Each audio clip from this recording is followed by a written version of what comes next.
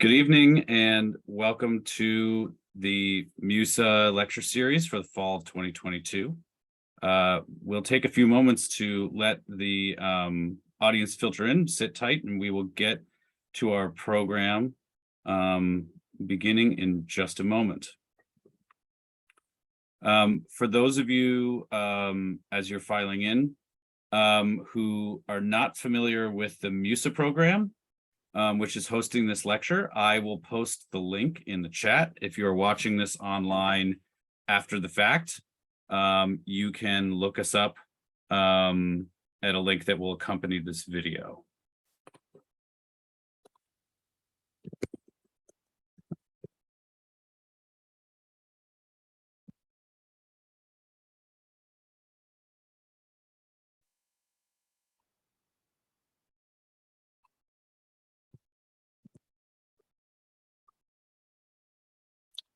Okay, I hope that went through in the chat.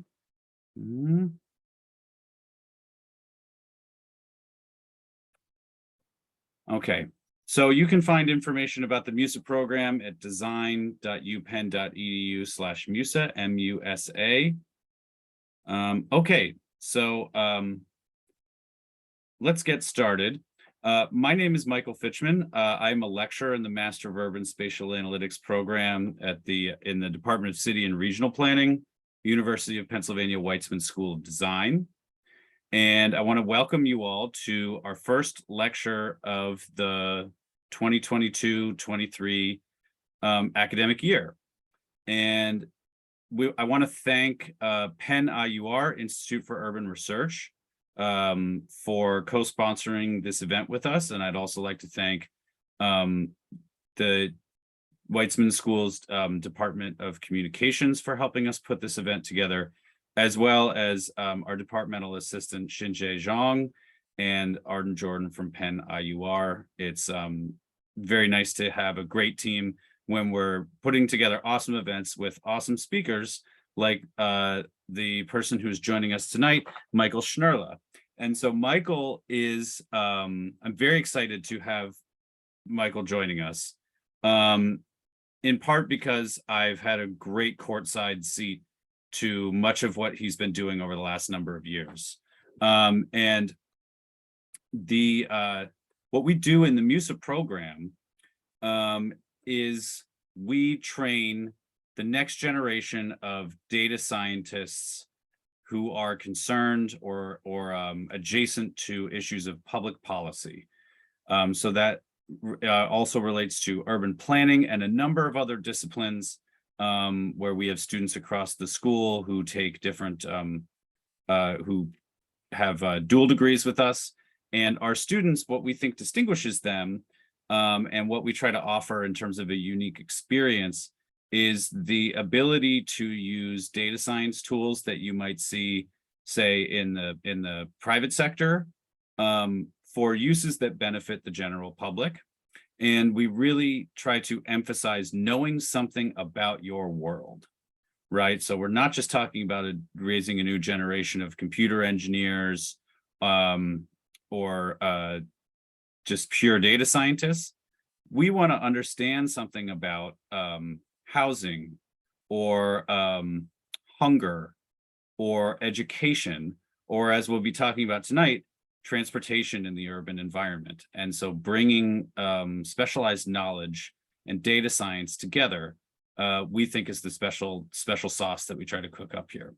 So Michael was Louisville's first chief data officer in the Office of Civic Innovation and Technology. And that is where I came to work with him on a number of student practicum projects with my late colleague Ken Stife and Professor Matt Harris. And while Michael was with the city of Louisville, he worked to use data to improve government performance and transparency with responsibility for open data, citywide data strategy, and fostering employee data-driven decision-making. So we crossed paths because I think our values were very much aligned in terms of how we saw data in the public sphere. And Michael is now working with the Open Mobility Foundation as Director of Open Source Operations. having spent 14 years in civic tech, 24 years working on projects for Fortune 500 companies and startups. And as he grew into a career in open data advocacy, civic services built around real-time transportation, safety, data standards, geocoding APIs. And so he is, in some ways, the ideal guest to talk to people who are MUSA adjacent, MUSA affiliated, or current MUSA students. And I'm very excited for this talk tonight. So without further ado, Michael Schnuerle. Thank you for joining us, Michael. Great. Thank you, Michael. That's a great introduction. I hope I can live up to it. I'm going to just mention a few things about the program itself. I think that the MUSA program, from my time with it, and I'll get into some of the projects with my talk, but it's really unique. I was not able to find another program like this where, as a city employee, we could work together and collaborate on real issues and real data analysis and real outcomes for residents in a city. There wasn't anything else like it, not in where I was in Louisville, Kentucky, or elsewhere. And I had a lot of connections with different other chief data officers that were in other cities as well. But the MUSA program was really unique. We did multiple, I think 5 projects over 3 years, and I think maybe even one after I left. But yeah, it's a great program, and you all are probably getting into all of this.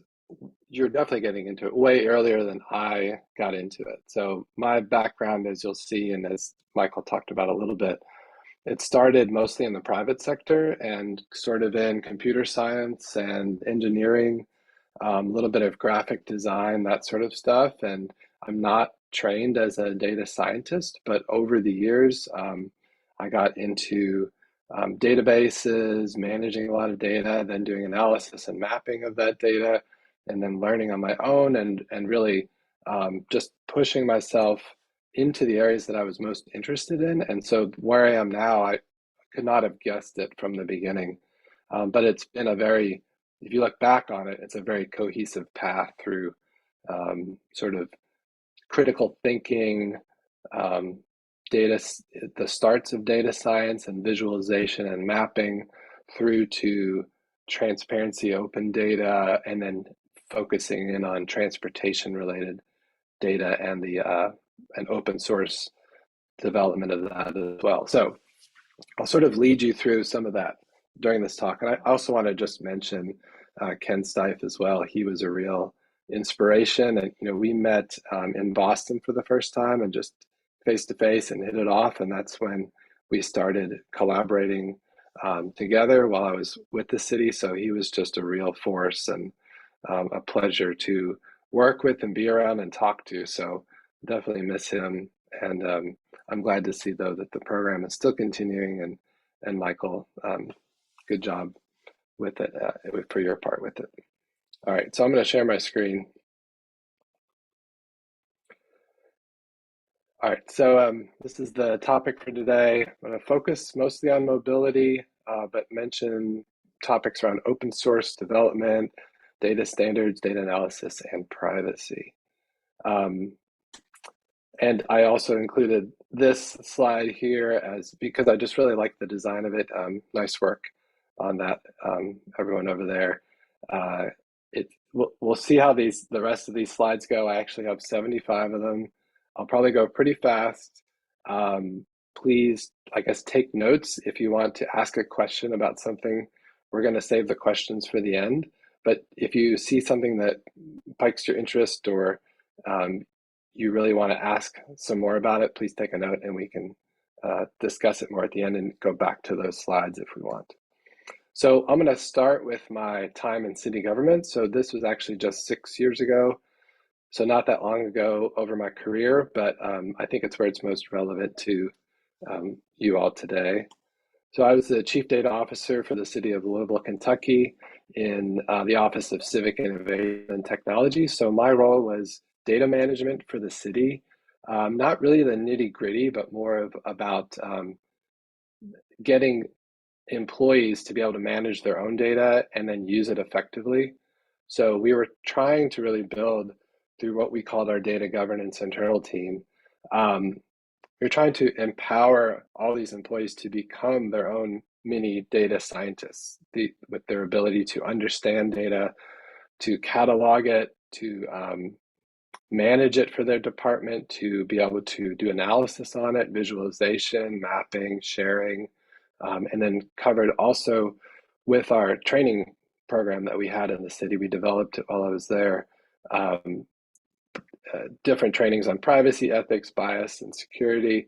But really, we were trying to just give people the tools they needed to do their job and tools they didn't have before, and really empower them in each department. So that data governance team was probably the most important thing I did with the city, even though it was very internal facing. I think it had a big impact.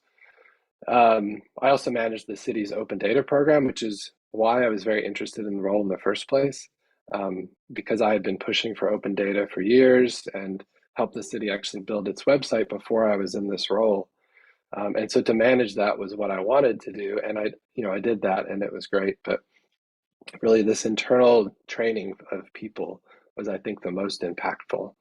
And of course, we had a lot of collaborations with university, private companies, nonprofits, and government projects in and outside of the city and the state and around the world. So very interesting position. And to give you a sense of where this sits, and there are probably now maybe 24 cities in the US that have a chief data officer type role, but they sit each in probably different areas in the structure of the city. So I happen to be in this innovation office, which was on the same level, tangential to the technology and IT department.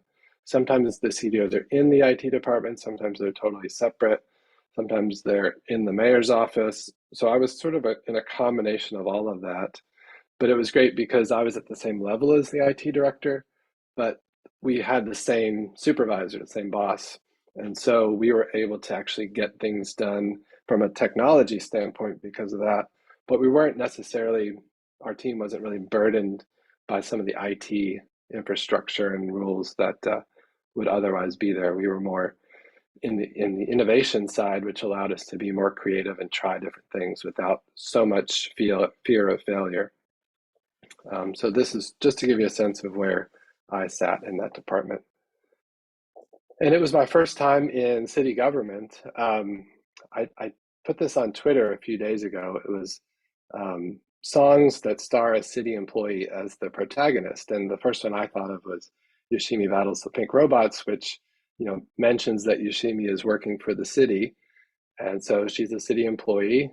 And I wanted people to come up with other songs that had a protagonist that worked in government, and it started city and state, and we got a few federal in there. So we ended up making a playlist from that on Twitter. But it's if you ever get the chance to work in especially city government, I'd say along your career, you should really take it, because it really has you can have a lot of impact, and you can bring your skills into this. And I sort of saw it as a bit of a service, like I was trying to help my city, my community, and I did it for 4 years. But it was very rewarding, and honestly, I would have kept doing it if this opportunity with the OMF didn't come along. I just decided it was a little bit better and a little forward thinking, but not necessarily time for a change. It was very rewarding. So anyway, if you have a chance to work in government, please do. So just to go over a few of the things that I did while I was in city government, I managed the open data website for the city.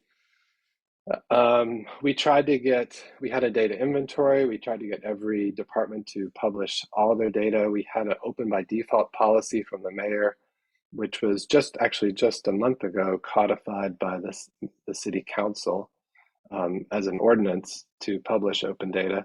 And so there was this mandate to get as much data out as you could and redact what you needed to for privacy.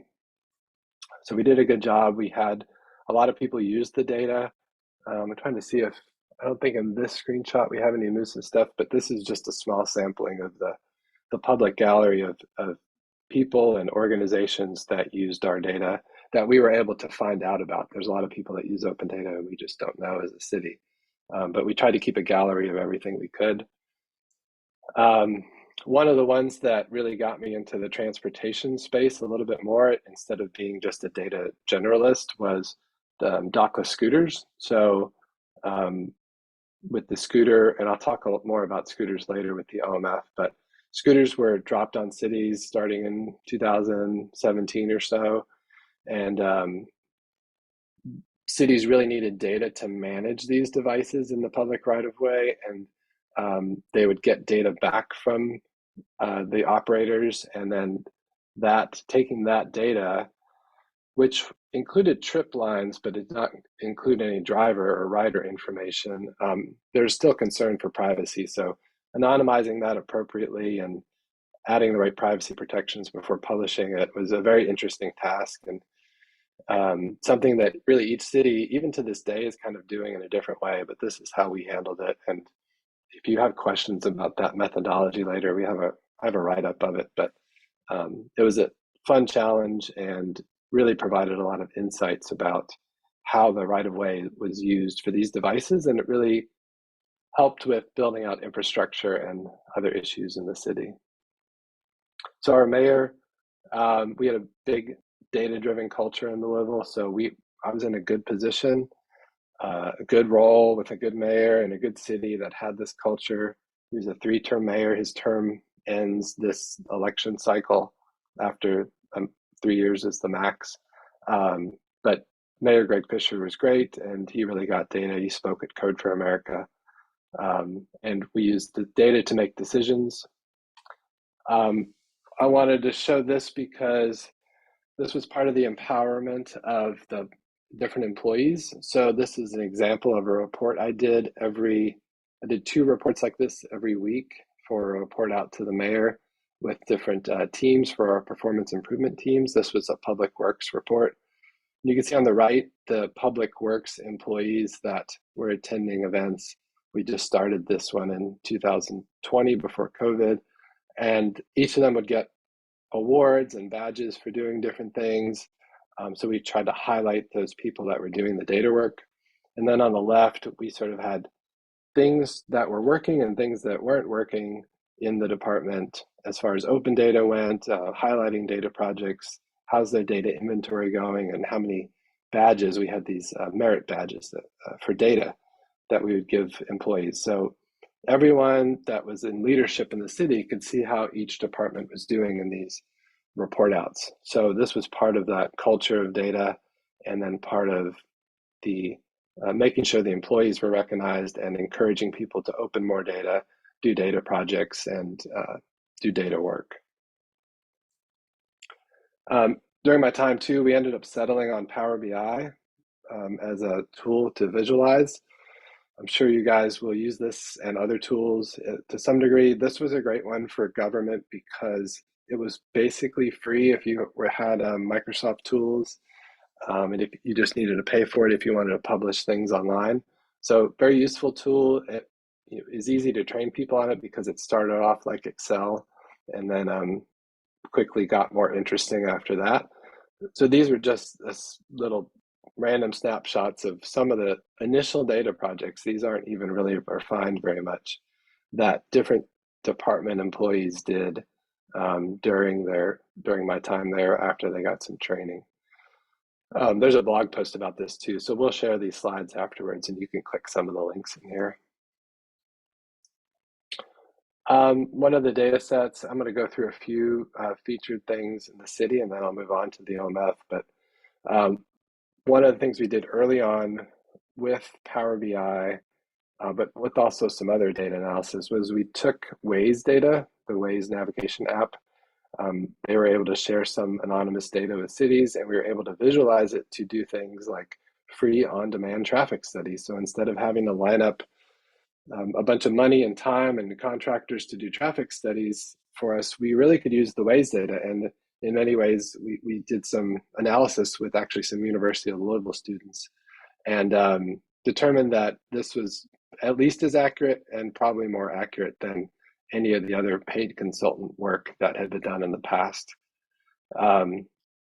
So we were able to really present this information to the traffic teams, and they're able to do things like fix lights and look at problems in intersections, and it's all interactive. So one of our first big data projects in transportation specifically was this one with Waze data. This is one of the MUSA practicum projects that we did towards the end. Maybe this was 2018 or 19. Yeah. So this was predicting fire risk. So this was interesting. We worked with the fire department. They wanted to know where they should be focusing their outreach for free smoke detector distribution.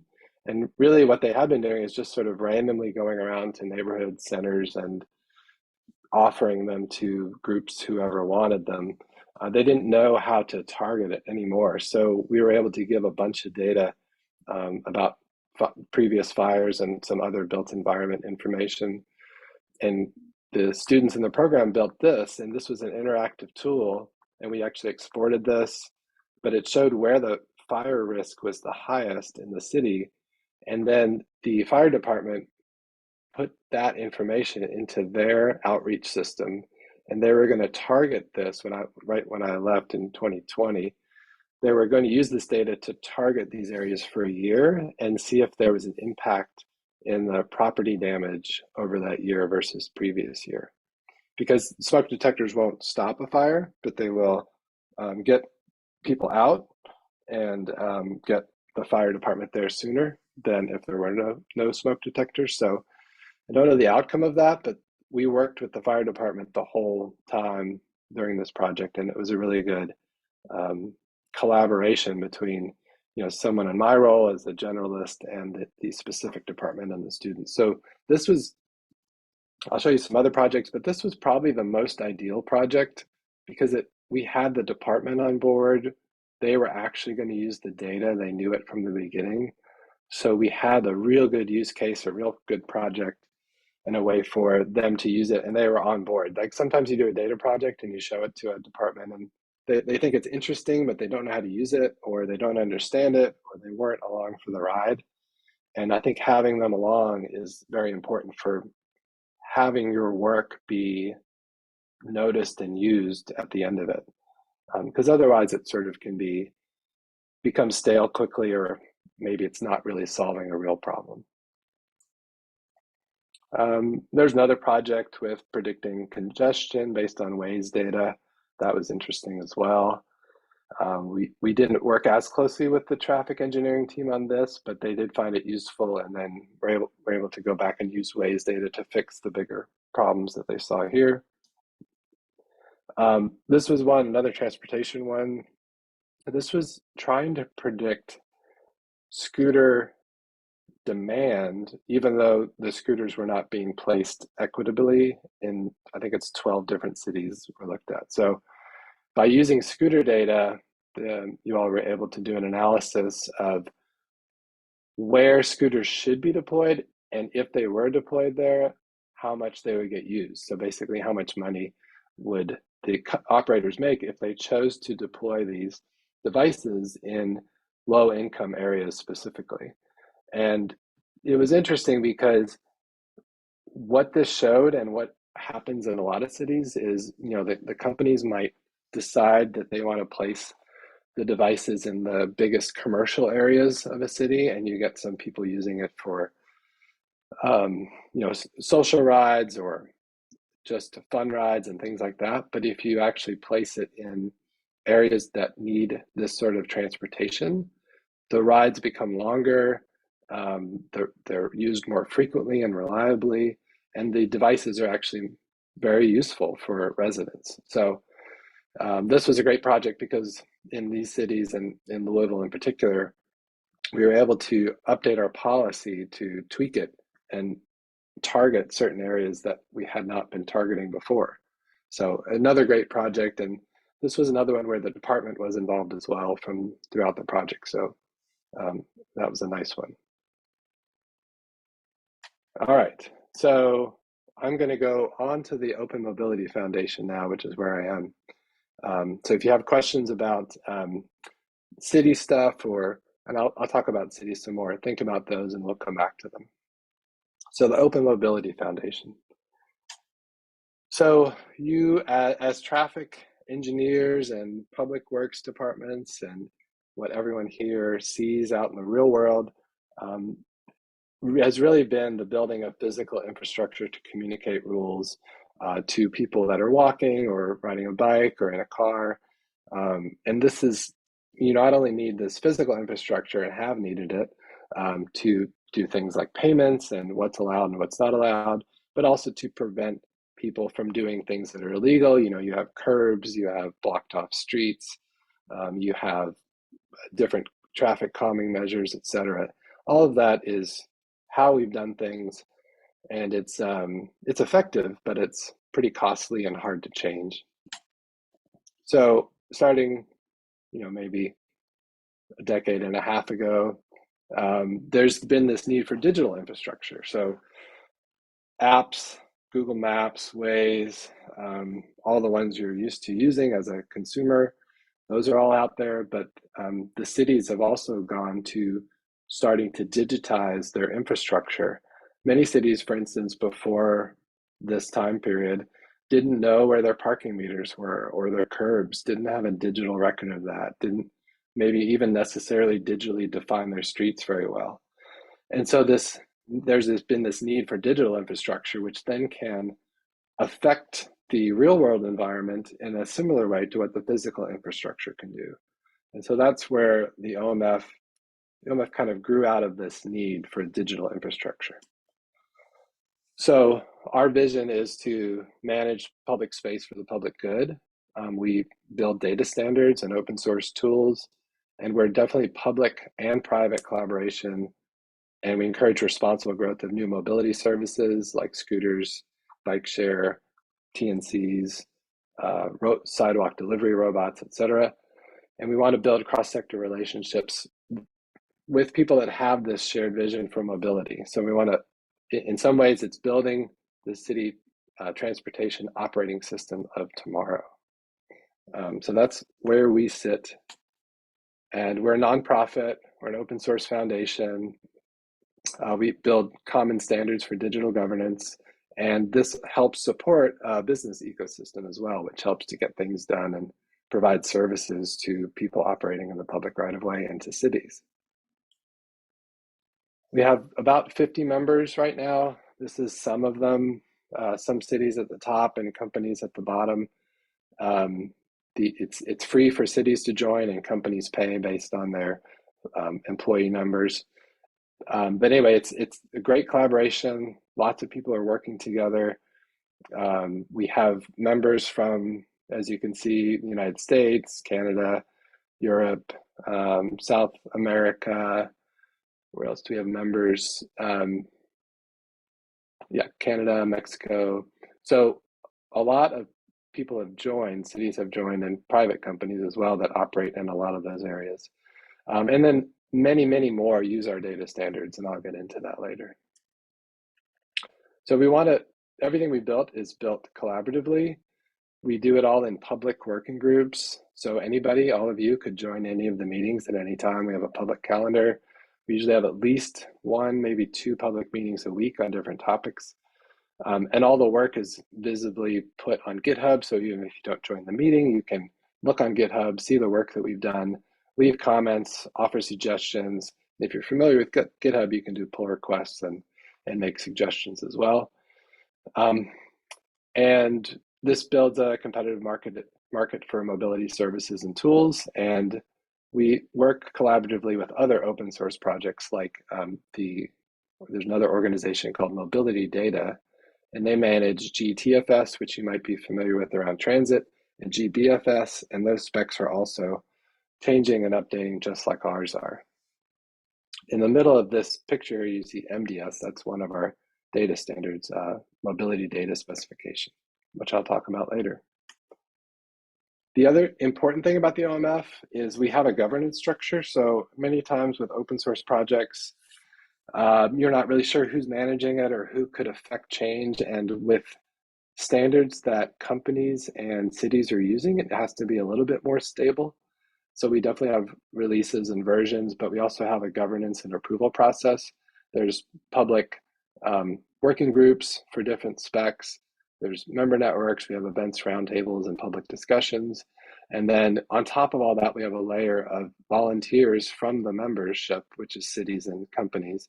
We have a strategy committee, a tech council, a privacy committee, and then finally a board of directors, which is made up entirely of city employees. It's the only nonprofit I know of that is where the board is 100% city employees. Usually there's some mix in that, but we're city led, which I think helps produce a great product for everybody. So our first product, as you might call it, is the mobility data specification. And it was initially built in 2017 by Los Angeles Department of Transportation as a way to manage scooters and get data from operators. It eventually came into our purview as the OMF was created in 2019. Because Los Angeles realized that they couldn't be just the one city that's managing and governing this data spec, because at that point, probably over maybe at least probably 100 cities were already using MDS, and they wanted it to have better structure. So they created the OMF with a group of 15 cities. And now we're in 160 cities that we know of, 21 countries. It's probably actually more like 300, 400 cities. We just don't know exactly because it's open source and anyone can reference it and point to it. We have a marketplace of tools around MDS. It was initially and now focused on e-scooters, mopeds, and bicycles. But soon and with MDS 2.0, I'll mention this in a little bit, taxis, TNCs, delivery robots, car share will all be officially supported, even though people have been using MDS for those modes anyway, in sort of like their own versions of MDS. So what is MDS exactly?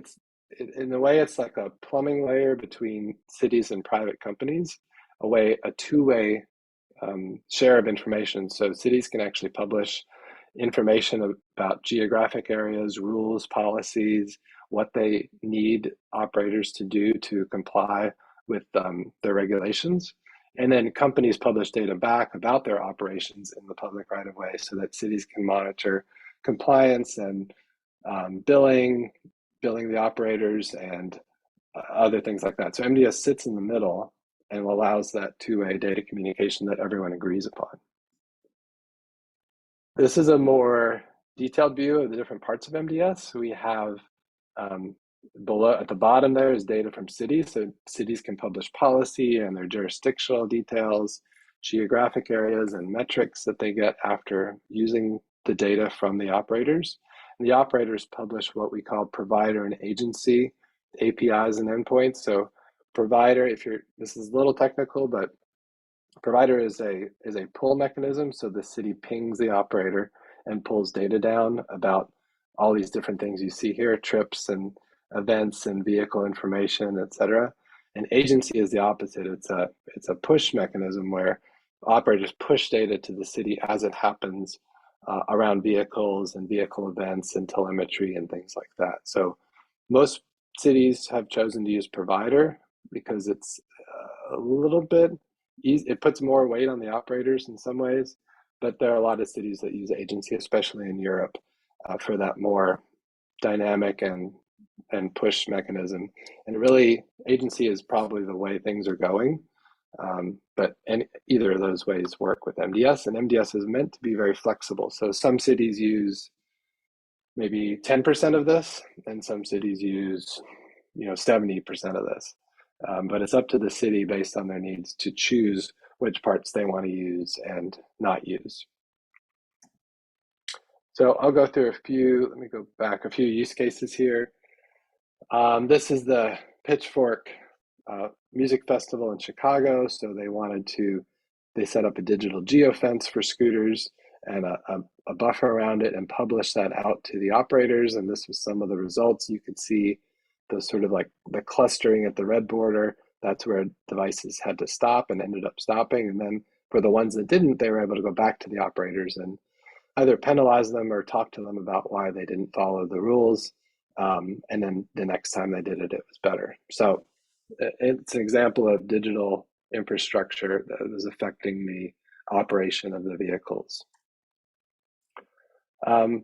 Safety improvements is another big use case for MDS. Santa Monica used MDS data to come up with and optimize its bike plan, its 5-year and long-term vision for bike facilities. So that's a very common use case.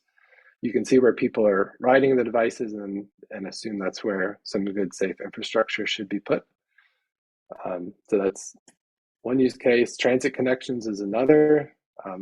This was in Los Angeles. They basically used this information to look at activity around transit connections and then create mobility hubs and other incentives for people to use transit in addition to using the scooters. And the scooters become sort of that last mile solution for transit. Equity analysis is another big use of MDS data. Here's something from Chicago's e-pilot evaluation. So they were able to check on the status of deployment of types of scooters throughout the day. This is just a snapshot, but they really did a deep analysis of, one, were the companies complying with equity deployment, but also were the devices being maintained and who was actually using the devices. Because there's some ways where companies could cut corners around this, and they wanted to make sure everything was operating properly, and they did the right knobs and levers to make sure that things worked well. This is an example from Louisville that I did. So we had this in the purple line. There is one street called Eastern Parkway. It's actually a park that's a street as well. But we were looking at redesigning it to provide, bike facilities and protected lanes and traffic calming and things like that. And what came up a lot was, well, people don't use that corridor for riding bikes, so why would we put infrastructure there? But you can see here, the lines in green are every scooter trip that touched that corridor. And so you can see, and this was a great argument before our city council, to say like, hey, look, people are using this all the time, and it's not just people in the area. People are using it and cutting across the city with these trips all over the place. So we definitely need to improve infrastructure there. All right, so now I'm going to talk a little bit more about the data that's in MDS. You've seen a version of this before, but it's definitely two-way. We'll talk, open data is one thing. This data is really meant for city employees to use as a way to regulate the operators. A slice of it could be made to open data, like I mentioned before, but it's a private communication tool as opposed to something like GBFS, which is the general bike share specification. And that is meant to publish the location of available scooters and bikes for apps like Transit and other apps to use so that people can reserve the scooters. This is more for operations. And this is a little bit of a privacy and data funnel you can see here. So on the left, the vehicle and the app from the operator, they have a lot of rider data. They have names and all sorts of financial and license plate pictures, or driver's license pictures sometimes. They have the vehicle data, trip data, financial data, all that sort of stuff from the apps and the vehicles goes to the company. The company manages that, and then a subset of that vehicle and trip data is securely transferred to the city through MDS. So that's where they get a piece of that. And then through some open data processing and sunshine laws, some of it could be made public. So in MDS Provider, which is one of our endpoints, this is taken from our privacy committees using MDS under GDPR guidance. GDPR is a sort of a data privacy framework in the EU, but it applies to many things we do in the United States as well. So of all the fields and information in MDS, the stuff on the left is what we flagged as potentially personal. So a vehicle ID, even though it's a random ID, could be potentially personal because you could track that ID or that device around the city and maybe make some determinations of who is using it if you had other information. The vehicle's origin and destination, if you knew it started at this block and ended at this block, and then took this trip route, you might also be able to infer some things, especially with repeat trips.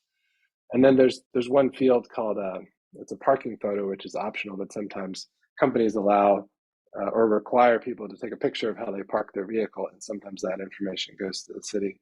So we flag those. And then there's other stuff about like the trip distance and duration, or the vehicle status. You know, is it operational? Is it in use? That are not really personal. But that's the extent of the personal data in MDS. We don't have any rider information or way to connect trips or anything like that. So something, I'm going into some of this too, because if you ever do work with cities with MDS data, it gives you a little bit of a sense of what you could possibly do with it and what you can't do with it. So everything in the box on the right is data that's not included in MDS. So a lot of sensitive information about the rider, addresses, names, trip history, trip spending of a rider. Any video or audio is not included either. But some of the companies have a lot of this information. So researchers sometimes go right to the company and ask for a subset of data that could be more detailed and accessible with a data sharing agreement than what the city has access to. And then open data, I mentioned this, but we do have a catalog of all the open data sets on our GitHub website, and it's maintained by our Privacy, Security, and Transparency Committee. So we call it a state of practice. And it links to not only open data, but other things as well, like methodologies or reports that have been done using MDS data. So, you know, there's a little bit of a definition here of what open data is. Must include a bulk download of the data, but it's useful in making dashboards, maps, and visualizations. And you can see some of these here. We even categorize how the data was anonymized from MDS even more. So like timestamps to 15 minutes or hour, or using some K anonymity rules for infrequent OD pairs, origin destination pairs, rounding to even day of the month or times, etc. So you can see, and then the geography side as well. Does it get rounded and grouped into polygons, points, lines, etc.? So each city does it a little bit differently. And usually that's because of state law or city policies that require some changes. So here's just some quick examples. Austin, Calgary, and Chicago do it this way, where they use polygons and bucket it into time and space increments. It's not really good for road use or infrastructure planning because you lose the data there of where trips were actually taken. Origin destination points is another way that sometimes cities publish it. Usually these are fuzzed a little bit to like 3 latitude and longitude decimal places, maybe binned, but it's really more useful for demand and duration, but again, not great for determining where your infrastructure needs to be because you don't know the trip line that somebody took. Street segments is another way that some cities use. This is a little bit better for road use and infrastructure planning because you can see the density of trips on actual road segments. But usually the trip start and end time and distance, duration, or origin destination points are not included in this if a city chooses to do it. And there's another way to do street segments, but more detailed, but aggregated at a higher time frame. So this one's actually by month, some of these screenshots here. So you get more detailed information. It's a little more processed, but it's useful for infrastructure planning and seeing where people are riding. And we have a privacy guide for all this. How to share for MDS data is one of the ways. One of the sections in this guide. You can read this as well, and we had some best practices from other entities. But you know, this is useful for a lot of data that cities have. You know, cities handle sensitive data all the time, as you probably know. You know, crime reports, emergency calls, 311, health data, property data, traffic crashes, etc. So MDS, compared to all of that, MDS is pretty, very, let's say, less privacy sensitive than most of that other data. And cities typically have rules for how to classify data and how to publish data. So we give them a little bit of help here with MDS, but cities have so far over the years been very good with handling and publishing the right kind of data with their own processes and laws. We do have this is just flagging that we have an open issue to discuss how to officially de-identify trip data. This is an area where we have not been able to really crack this nut because of all the different pieces, as you all can probably imagine, of how to anonymize data that would work in any context, whether it's a maybe suburban context, an urban context, some areas with low frequency of trips or high frequency, with you can imagine like low income areas, high income areas. You can imagine a lot of different variables here, but how do you anonymize that appropriately so that you can still have useful information, but really reduce the risk of any sort of re-identification of trips? And so this is if you're looking for a project in the future, this could be one you could tackle because we haven't been able to do it. And I think I have a little bit of information about this coming up. So MDS for researchers, we have had some webinars about this. So if you are a researcher and you want to use MDS, we have some recordings we can share and some notes and some best practices. It could be used to answer questions like how scooter placement affects travel patterns, weather, road conditions, how does that affect ridership, how different policies can affect ride choices, use cases about what works with MDS and what doesn't. But really, only a few non-commercial studies using MDS data have been published publicly. The one here I point out is the MUSA one about the scooter equity and demand analysis, which is great. But MDS data is not really suited for studies that involve any information about riders or understanding repeat trips by the same rider or justifying decisions about the detailed placement of scooters. So it has limitations, but there's still a lot that it can be used for, either with the open data that's available or through a data sharing agreement with the city. So how to get this data? Open data is the easiest. If cities have published it, you can go find it there. You can work with individual cities who are using MDS and that you can have an agreement. If you want more detailed information, you'll have to go work with individual operators, which is nice though, because if they're in multiple cities, maybe you can look at multiple cities at once instead of one city at a time. So there's different ways to go about it and different levels of data aggregation. Here's some tips for working with cities. That maybe this is pretty relevant to you all. The MUSA program is good with building these relationships, but maybe the key things in here that I'd like to point out is kind of what I said at the beginning, which is you really need to work with cities to determine what study areas or research outcomes could be mutually beneficial and try to align your projects around those concepts with those departments. And that does help build a relationship. So over the years with MUSA, our relationship built and we were able to do more and more projects, 2 a year sometimes, and they got more complicated and more useful. So that relationship, I think, is really important. And if you can agree to publish your research like MUSA does, that's very helpful as well. So if you ever do get into this realm, whether it's through MUSA or whatever, or through a city that's using MDS, you can always reach out to the OMF for help. And we can help provide guidance or maybe connections, or help working with the city that you may be working with to understand the MDS data more appropriately. All right, so I'm going to get a little bit more into the future of MDS here. We are working on MDS version 2.0, and I mentioned it's going to be expanding officially to passenger services, car share, and delivery robots. So what does that mean exactly for 2.0 versus our current version, which is 1.2?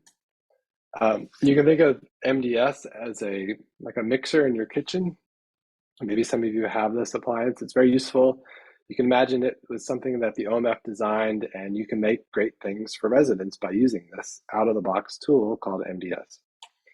And each city can start with a different base model. You get to pick maybe your color, and maybe you have some recipes to support your mobility programs. So that's what MDS has been like, and it's customizable in some way.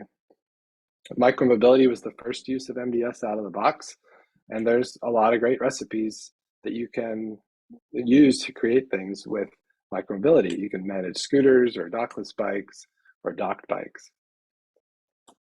But in 2.0, what we did was we changed the architecture of MDS. We sort of went back to the blueprints and allowed new attachments, new ways to use the same base MDS model to do different things. So now you can swap out a piece of MDS for a new mode. So let's say you want to do passenger services.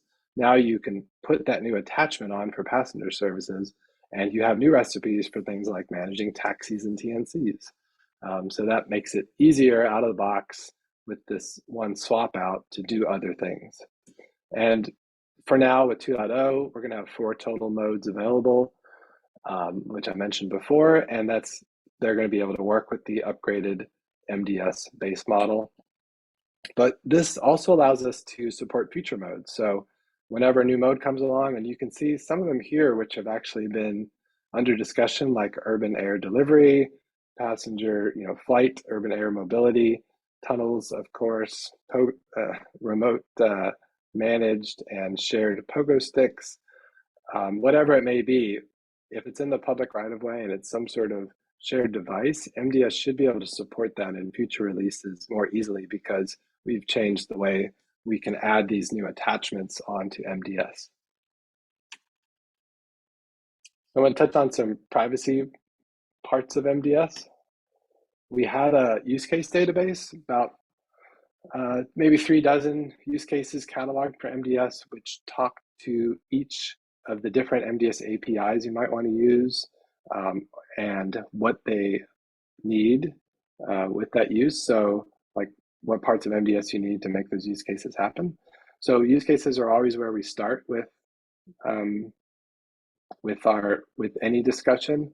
And this is a great place to get started. And it's a great place to think about privacy because you think about what you need first.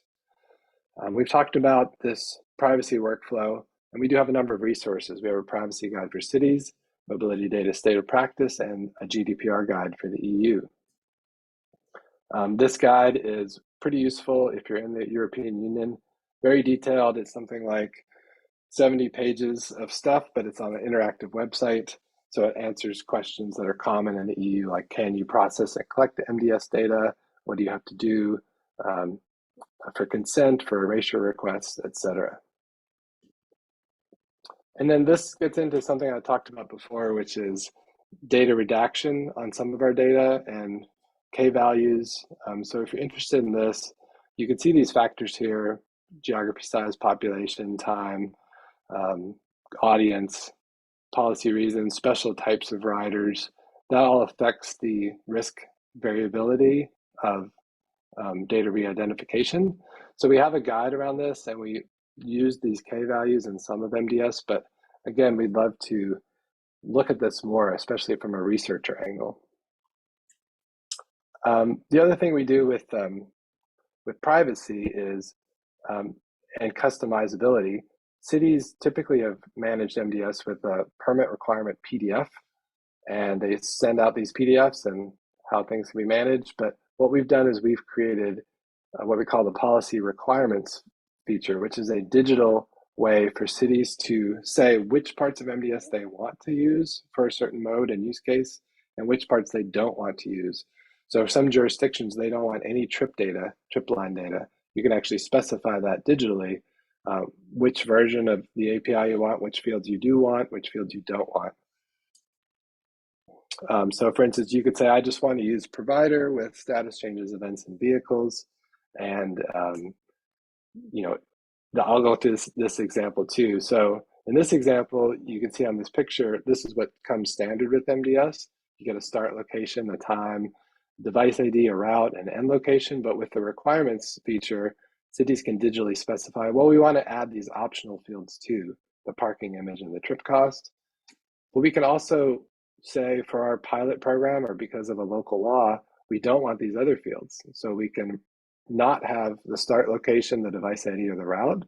Maybe we only want the start and end time and some other bigger geographic area. So that's allowed to be digitally specified within a structure like you see on the right within MDS. So that's how we hit privacy a little bit and give some flexibility to people using MDS in cities. All right, the last thing I want to touch on is the curb data spec. This is our other data specification. It's newer than MDS. It came out about a year ago. It's already, well, I'll get into the details, but it basically helps pilot and scale dynamic commercial loading zones. So it allows cities to digitally express their regulations and measure activity at the curb, and then use the metrics to develop dynamic policies. It was developed in the open with 160 individuals from dozens of organizations. And we've got about 24 cities and companies already using it on the ground. It has also built a competitive marketplace for solutions and services and software tools. And it was built with the same open model as MDS, and we took a lot of the learnings from MDS to build CDS. And here's a quick list of who's using it. You can see it in Pittsburgh, in use. Omaha is about to launch it, Seattle, and then these other organizations are either using it behind the scenes or they're about to launch something using CDS as well. And you can see it's got, especially with the private sector companies, it's got a big international reach, probably more so than MDS.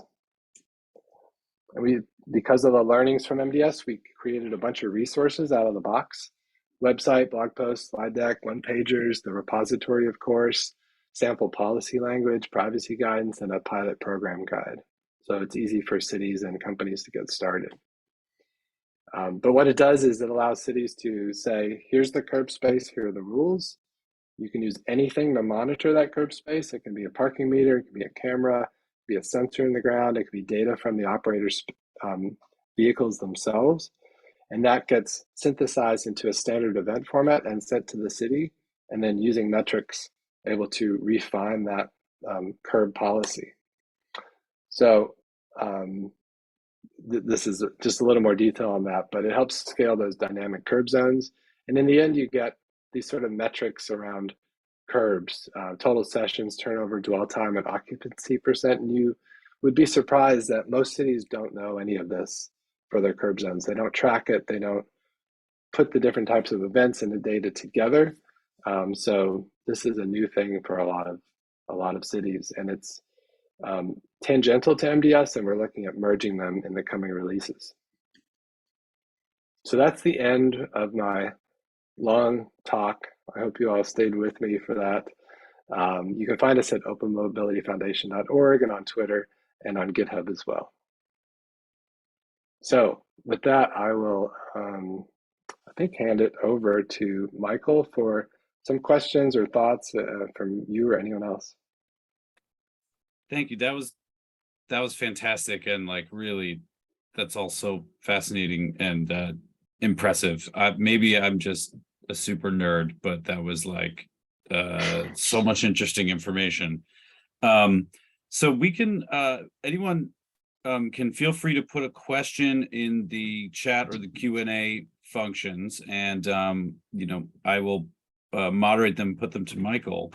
I'll start while folks gather their thoughts. I have a ton of questions, but the one that came to my mind first and foremost is to ask you what are the issues on the municipal side with being able to engage with something like MDS or the curb data specification in terms of like their technical know-how or their governance, the willpower or their governance directives, or funding, things like that? Because you've seen things from both sides. I'm curious what your thoughts are about that.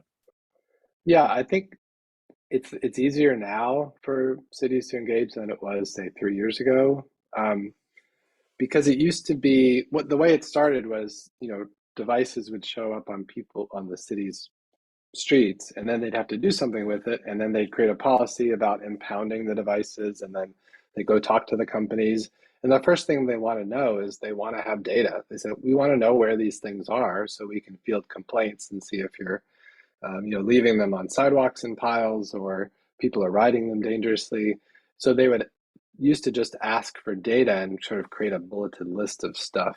And then the operators, if they wanted to run their devices in the city, they'd had to go figure it out. But now that's more well defined. What cities typically do is they will actually write MDS into their policy. So they'll actually say, here's the operating policy if you're going to operate scooters or bike share or any of these other devices. And then for the data sharing requirements, it'll say, we require the use of MDS, these parts of MDS, here's a link to it, and we can update this at any time.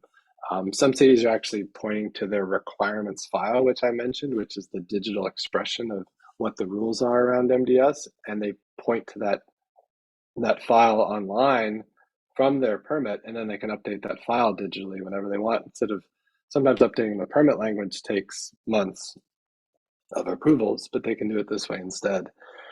So that's like how you get it set up and how you get MDS data. It's relatively straightforward now, and that's what cities do. And then once you start collecting that data, before you have that information and you're trying to operate, it might take, like in Louisville, it took 3 people to try to figure out what all these companies were doing. But once MDS came through, and then I was able to build a dashboard for them off the MDS data, then it became a half-time employee that could look at the dashboards and figure out violations and caps and fees and all that sort of thing from the data.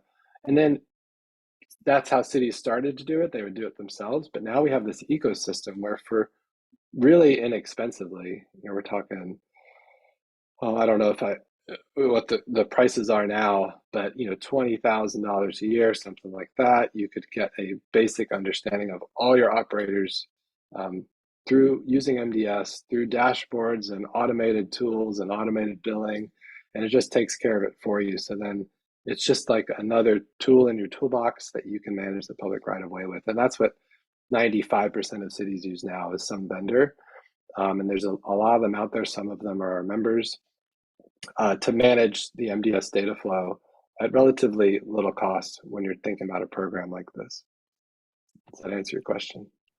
Yeah, and I think actually we have a question in the Q&A that's very similar about the benefits of the OMF for member cities that aren't as large, don't have funding or staff for their own internal research. Yeah, so Louisville is not that large. We have a number of very small cities. We also have a lot of large cities. It's free to join, and you can either monitor from afar if you'd like, or join and have a little bit more say in the direction and the roadmap of the MDS development or CDS development. But yeah, I don't know. It's not really a heavy lift. If you're in this space already, I think looking at what the OMF is doing really helps you do your job more effectively, and it helps you leverage that network of cities that are already doing that same information. We have a member Slack channel, which gets a lot of use from all the cities and companies in this space. We have member events, webinars, roundtables, and then of course a lot of public events as well you could join. So it really helps simplify anything you're doing in this space if you keep up with what the OMF is doing and use our resources and our networks. I have an excellent question from fellow faculty member Junbei Po, who is also a veteran of civic technology. So Junbei asks, and he says it's a little long, can you talk a little about the process of developing MDS, particularly the kind of political and social negotiations and trade-offs that had to be made to produce standards that work whether cities use the 10% or 70% of the spec? With open standards, I think there's a perception that someone just comes up with it, publishes it, and then people start using it. But that's a very simplified description of what happens. Maybe if you have some memorable examples of concessions that were made or things that were controversial, things you thought would work or didn't, or other challenges in the design of MDS, it would be great to get a peek behind the curtain at those. Yeah, that's a great question. And it's, also with my civic tech background and open source background, that's what you mentioned in the second paragraph is a common problem where someone builds something, a standard or a tool, and you publish it and it's free and anyone can use it, but people don't really go and use it because it still requires some amount of understanding of infrastructure, of maintenance on it. And so I think for that part of it, because of our governance and because of the collaboration of public and private, we get a lot of adoption and use because people can have their say and add things that they need, and then they can start using it. So, and that of course doesn't happen just like that. It's a process. And to your last question there, that last paragraph about concessions, we've been pretty good so far with not having to make a lot of concessions. The things that the community has come up with have been usually very reasonable. I think that there is a bit to your first part about those negotiations and political trade-offs that have come up in some conversations, and there has had to be some consensus on. So one of the ones, for example, is I mentioned this policy requirements where cities can say, hey, we don't want this field that's required, or we do want this field that's optional. Cities were initially very hesitant to include that ability. It sounds like something that cities would want, but what they were afraid of was that operators would come to cities who are not as knowledgeable and say, hey, you don't need all this data. Just request from us this subset of data, and we have an easy way for you to request less data. And we think that's what you should go with. And then the city gets less information and it's less useful, and the operators can maybe some operators could do things that were not as honest and not as auditable. So that was an interesting thing. And before we came up with the concept of the policy requirements where the cities could define that, there was a lot of talk about, well, we just need to make trip lines optional in MDS instead of required. Or we need to make these required fields all optional so that a city can just, or an operator can just not send them if they don't want to. So the requirements are sort of a compromise there, where the cities end up having to publish it so they still have control over what they want and what they don't want. And maybe they could be influenced by the operators, but they could always change that later pretty easily. So this was a way to make pieces of MDS optional that operators and cities may want or don't want or can't collect, or are allowed to collect or definitely want to collect. So it gave that flexibility. So that whole feature is kind of a consensus. The other area is like the K values and the when do we remove data. The thresholds for that were a bit of a discussion. Like some people thought, well, if there's a large geography and there's only 3 trips in there, well, maybe that's good enough. But then some people are like, oh, you need 20. You need at least 20 in an area. And so there was this big discussion, and we sort of settled on 10 as a reasonable number. So anyway, there was a little discussion around that. But really everything else has been very consensus driven, and we do reach compromises, but they're typically not that contentious. I think the contentious part was the initial creation of MDS from LADOT, when LA said, hey, we've got this data spec and we want all these operators to use it, and then other cities started using it. That's where a lot of operators initially pushed back. But I think in the end, they realized it's better for them because instead of bespoke data requests in every city in the world, they have a standard now, and so they can just build towards that. So I think that also helped with a lot of that contentiousness. I think we have time for 1 or 2 more. I'd like to ask another. Oh, there's a couple that we have in the chat, and I'll read those and serve them to you in a moment. I had a question for you about the GDPR compatibility. In my personal experience working internationally and a lot in Europe, on data issues, you find that frequently some sort of like methodology or a mode of thinking about the realm of the possible for analytics kind of like stops at the Atlantic Ocean. How did that come about that GDR compatibility and GDPR guidebooks became a piece of that? Because that is maybe I'm naive, but that seems very unique to me. Yeah, so it's a great question. It was something we spent a lot of time on because here's what started to happen is that, MDS was out there. Cities in Europe in particular were using MDS, but then there were a number of cities that were unsure about if they could use MDS or not under the new GDPR guidelines. So we then had cities like Paris, for instance, and Amsterdam, who started to create their own specs or versions of MDS. And we just thought, well, they don't need to do that because we could instead spend some time clarifying how it works under GDPR. And so we really took the initiative. We actually hired an EU lawyer from France to work with the Privacy Committee over 6 months to come up with these questions and answer these questions and provide rounds of feedback with European organizations like Polis, which is like a city-led transportation organization, and other entities in the EU and our EU members and our EU vendors and cities. And we refined it so that I think the end result was all these cities that were making their own thing now have started using MDS. So Paris uses MDS, London, etc.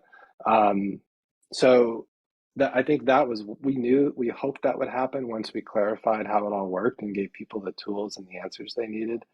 And we saw it as a real priority because MDS is being used around the world, but we don't want to limit it to just the United States. We want to make it accessible for everyone, and that's a real accessibility issue in the EU. So we took it as a priority and came up with some answers for that. I think that's great. So, okay, let's have one last question. This is from a student of ours, Shinjay. And I think this is a great question. How do you deal with no data in urban data? Because data collection is not as homogeneous as urban infrastructure. The amount of data is not large enough or too much bad data for it to be meaningful. So I think in that sense, like, this is all, having a standard is all great. What if you have a garbage in, garbage out problem? How do you deal with the devices and the variability of the data that come from them? Yeah, I think there's a few issues that can crop up here. So one is like the hardware on the device is malfunctioning, or it's not accurate, or they cut corners, so you don't get good GPS points, or it's not frequent enough. You can't make sense of it. There's a lot of that. And I think what has happened over the years is that those operators that have that sort of equipment that wasn't working, they've in many ways been pushed out of the market. And instead, the quality of the devices have increased, the quality of the equipment and the GPS and the speedometers and the odometers on the devices and other sensors, tipping sensors. A lot more has been added over the years than removed, and it's gotten higher quality. There's some companies even that have like cameras on board that can detect whether you're on a sidewalk or not, and use that to determine your GPS coordinates more accurately. So anyway, it's improved a lot. The other side is like the company gets the data from the devices and then they send it through MDS, but they're not doing that right. Like they truncate things, or they don't understand how MDS works, and they send too much data that they shouldn't be sending that's inaccurate. Or like, for instance, some companies would send data of scooters that are sitting in a warehouse and as if they were on a trip, but they're just like sitting there being worked on.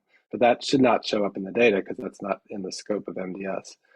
Or they have bad data, like they have huge gaps in GPS that they've decided to leave out, so you just get these lines instead of an actual route. But in those cases, those have gotten better too. A lot of times, I'd say most of the times with that, it's more of a software pipeline issue with the operator. And when the cities inform them of that, they go and fix it. And so the data quality has been increasing over the years more and more.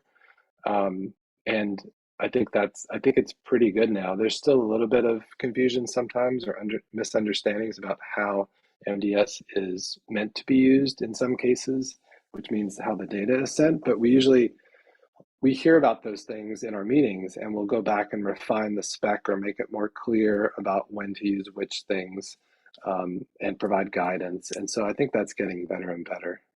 I mean, you could still have a situation, and maybe this is part of the question too, where you have a city and you've got one operator and they've got 100 devices, maybe like a bike share or something.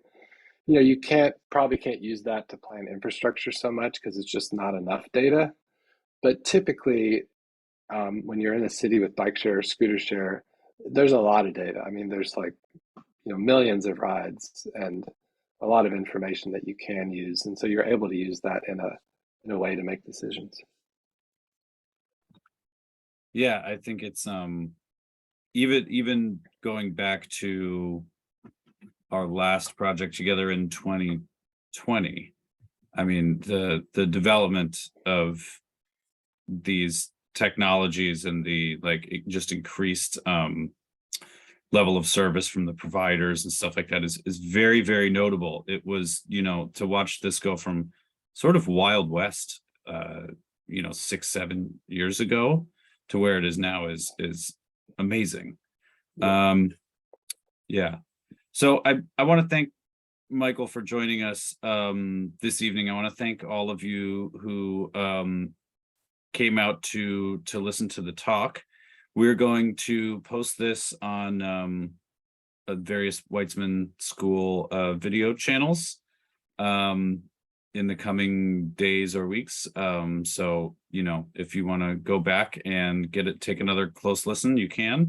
But again, I want to thank Michael for joining us. I really enjoyed this talk, and we look forward to seeing what's next for you with Open Mobility Foundation. Yeah, thanks a lot for having me. I hope it was interesting. I hope the recording gives people some more things to think about. And if you have questions in the mobility space or about cities or about MDS or CDS, please don't hesitate to reach out on our website. It comes right to us and we'll get back to you. Awesome.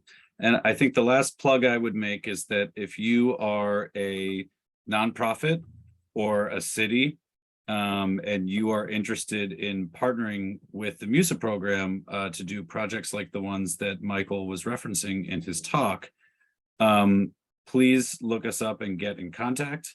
And we would love to chat about a project just like this, because this is how we not only innovate through research and applied work, but really it's about getting our students ready to come and work in the real world. So it's just a win-win.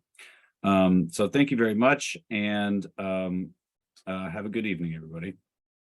Great. Thank you, Michael. Thank you, MUSA.